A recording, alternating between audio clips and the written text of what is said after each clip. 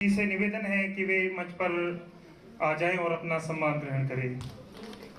श्री फजलुल हसीब, प्रबंधक निदेशक JKTDC, प्रायोजक के रूप में भी आपकी इस कार्यक्रम के में महत्वपूर्ण भूमिका रही है।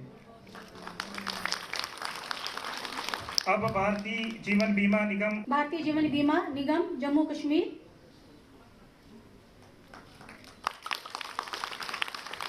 श्रीमती मंजू गुप्ता, जम्मू व कश्मीर बैंक, श्री बलदेव प्रकाश जी, प्रशस्त स्टूडियो प्रायोजक, जोरदार तालियां तो होनी चाहिए सबके लिए। जोरदार तालियां मेरे बच्चों के लिए।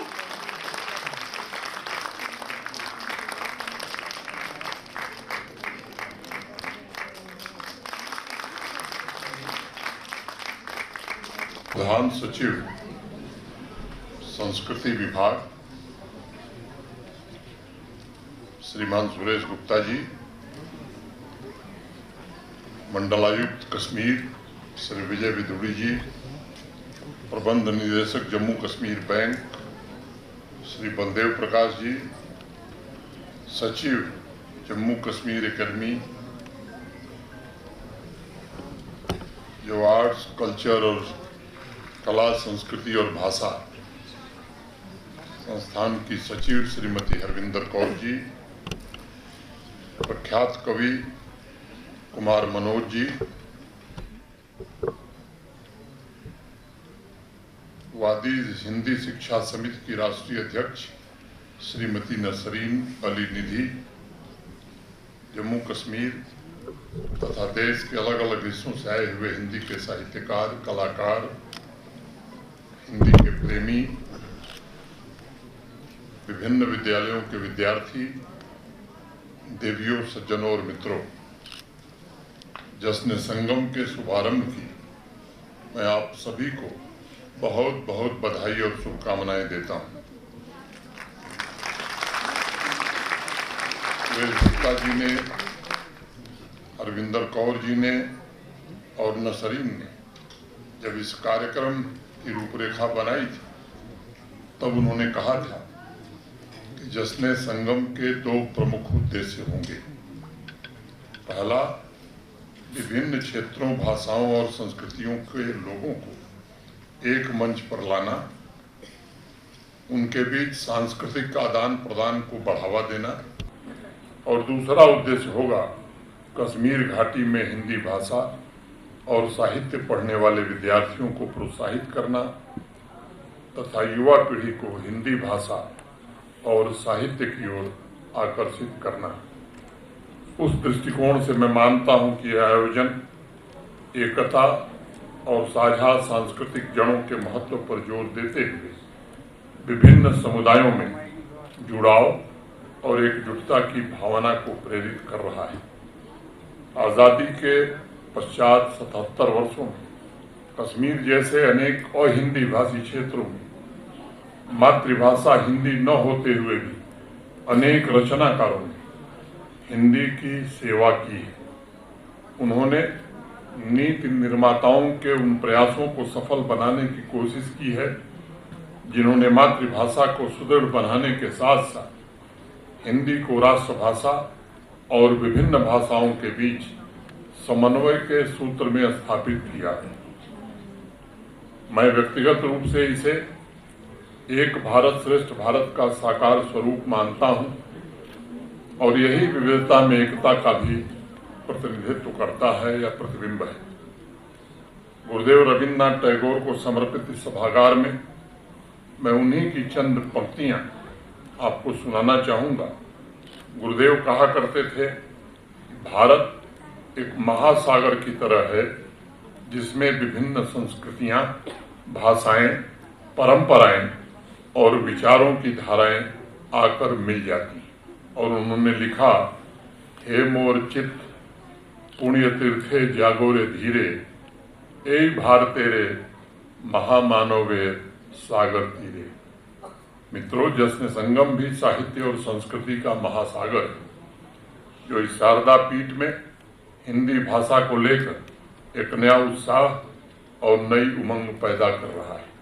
मैं ये भी कहना चाहूँगा, मैं किसी भी भाषा को बड़ा या छोटा नहीं मानता।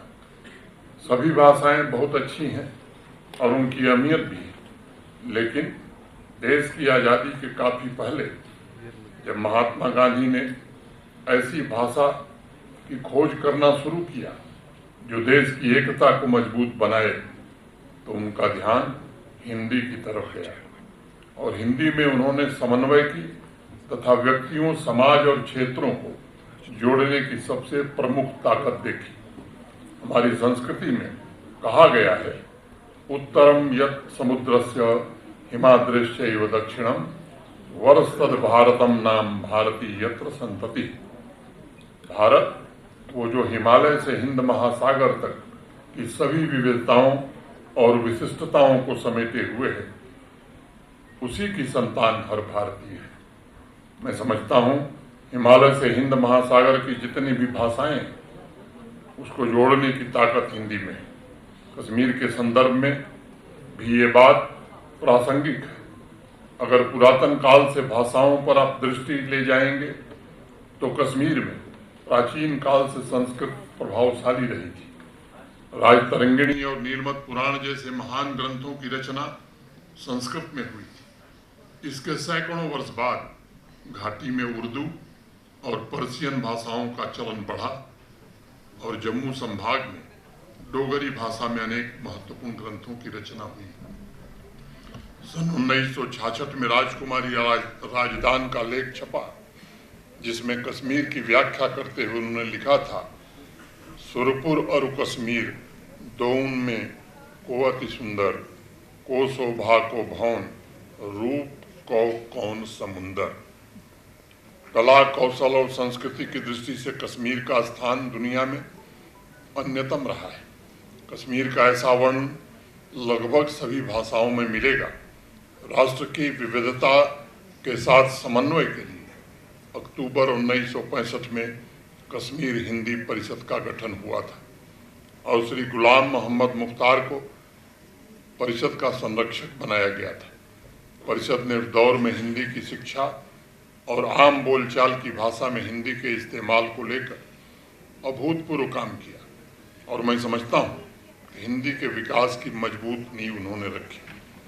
डॉक्टर मोहिनी कौल जैसे हिंदी के साहित्यकारों ने कश्मीरी साहित्य के अनमोल रत्नों को हिंदी, ब्रज, अवधी से भी परिचित कराया और उनका तुलनात्मक अध्ययन इस बात को रेखांकित करता है कि भाषा अलग होने के बावजूद चेतना के तल पर भारतीय साहित्यकार एक हैं मन से। अनेक साहित्य प्रेमी इस बात को जानते होंगे कि डॉक्टर मोहिनी कौल ने योगिनी ललेश्वरी और कबीर दास की रचनाओं का गहन अध्ययन किया था। मैंने वो लेख पढ़ा है जिसमें उन्होंने लिखा है कि दोनों की कविताओं की प्रधान प्रेरणा रहस्यमूलक और ईश्वर अनुभूति है। कबीर दास ने लिखा, आखंडिया झाई पड़ी पंथ निहार निहार, जीभटिया छाला पड़या राम पुकार पुकार। और ललेश्वरी ने भी वही लिखा, लोलुकी व्यखुल वालिज पिसिम कोकल चाजिम तू रजूस रसु। अर्थात मैंने प्रेम रूपी ओखली में अपने हृदय को पीस डाला और बुरी मानसिक प्रवृत्तियों का निवारण करने के उपरांत मैं एक रस हो गई। ऐसा एकत्व भाव और ऐसी समानता अद्भुत है। शमशेर बहादुर सिंह जी ने लिखा, वो अपनों की बातें, वो अपनों की खुशबू, हमारी ही हिंदी, हमारी ही उर्दू। ये कोयल बुलबुल के मीठे तराने, हमारे सिवा इनका रस कौन जाने। मित्रों, यूँ तो आज़ादी के बाद से विभिन्न राज्यों की संस्कृतियों के आदान प्रदान ने भी कश्मीर में हिंदी के प्रचार प्रसार में योगदान दिया है, लेकिन पिछले कुछ वर्षों में मैं कह सकता हूँ कि अकादमिक स्तर पर भी इस दिशा में कुछ प्रयास हुए हैं। हिंदी को 5 ऑफिशियल भाषाओं में शामिल किया गया है। जम्मू कश्मीर की पुरातन संस्कृति एवं भाषाओं जैसे कश्मीरी, डोगरी, उर्दू, गोजरी, पहाड़ी, पंजाबी, सीना को भी कैसे विकसित किया जाए, इसके लिए महत्वपूर्ण कदम उठाए जा रहे हैं। मैं संस्कृति विभाग और अकादमी का आभारी हूँ, जिन्होंने बहुत शिद्दत से इस प्रयत्न को आगे बढ़ाने में काफ़ी सराहनीय प्रयास किया।